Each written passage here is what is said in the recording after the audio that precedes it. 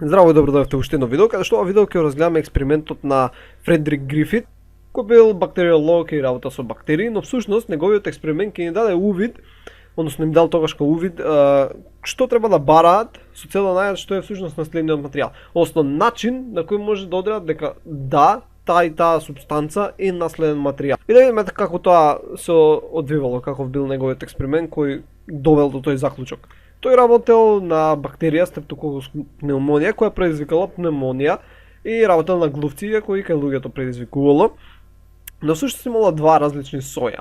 Значи сојави секако можете да се ги мислите како подвидови на бактеријата, каде што едниот, значи вака ќе нацртаме бактеријата како со зелена боја, немал слуза обвивка од надвор и тој бил R сој кој не предизвикувал пневмонија, и всушност ако се внесе нема да се зарази организмот, значи не бил патоген. И имало S сој, значи исто бактерија, значи од истиот вид, само што таа од надвор имала слузеста обвивка и оваа бележел S тип. И оваа предизвикувала заболување. Значи вака ќе речеме, оваа се заболувале, умирале единките, засторците, од оваа не се заболувале, значи не се заболувале и се било окей. Добро, кога го имаме ова, сега ќе преминеме на слика кај што поубаво се објаснува целиот експеримент и ќе идеме чекор по чекор. Значи ова е сликата, каде што имаме една кратка сумација на тоа што го реков. Живи бактерии од тез сојот, значи тие кои имаа слузеста обвивка околу нив, капсула, значи гледаме овдека како бележана, како со жолта боја околу црвеното топче. Значи црвеното топче е самата бактерија, а тоа жолтото е таа слузеста обвивка. Глувците умираат. Ако се внесе таа која е од сојот, која нема слузеста обвивка, глувците преживуваат.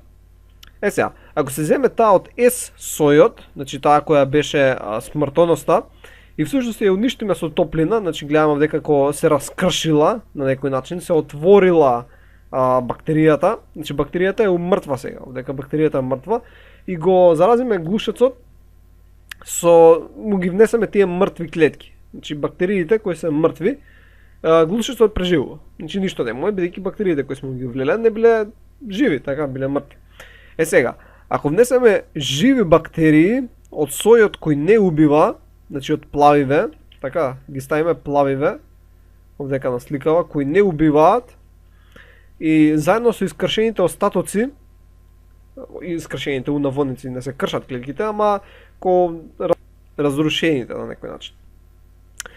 Бактерии од сојот S, кои што биле убиени со топлина, значи вака остатоците од S, ги измешаме во еден раствор и го заразиме глушецот со тоа. Го инфицираме. Глушецот умира. Сега, најинтересно е што од кога ги изолирале бактериите кои биле во него, ги изолирале, ги добиле овие од S сојот кои биле целосно здрави.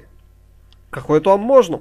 Бидејќи бактеријата што се изолира е таа која се реплицира. Например, кога ќе биде заразена од некоја си бактерија, таа бактерија се реплицира многу и од кога ќе умре можеш да извоиш, така?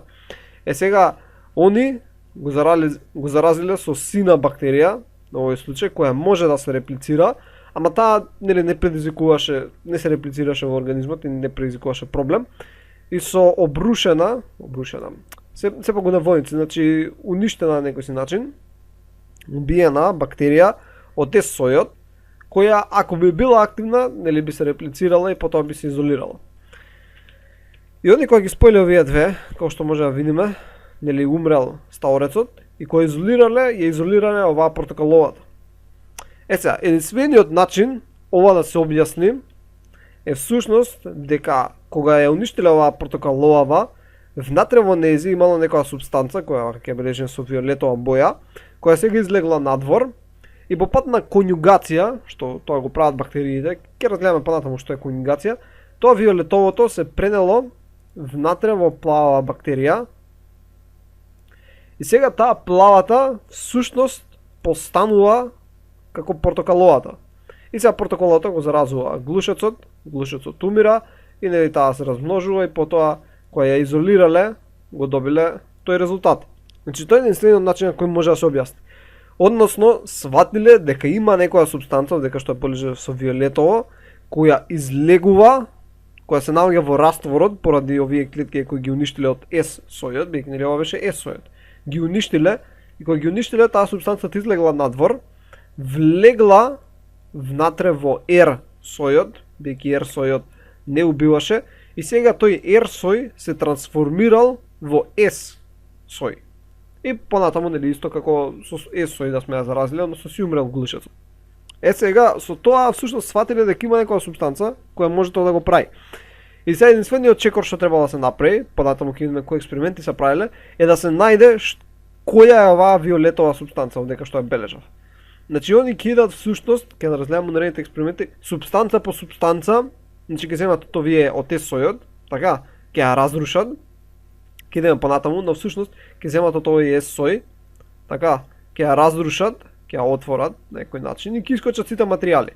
Значи ќе искочат еден материјал, ќе искочи некој си друг материјал и така натаму. Значи многу материјали ќе искочат. И ќе земаат еден по еден, ќе го земат ова, ќе направат еден експеримент.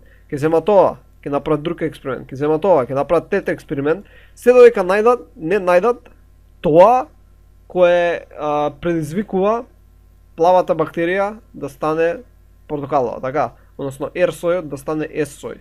Кога ќе го најдат тоа, знаат дефинитивно дека тоа што го нашле е наследен материјал. И заради ова е важен тој експеримент на Грифит.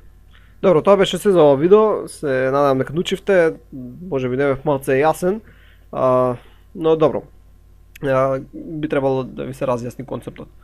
И тоа беше се за ова видео, довидување.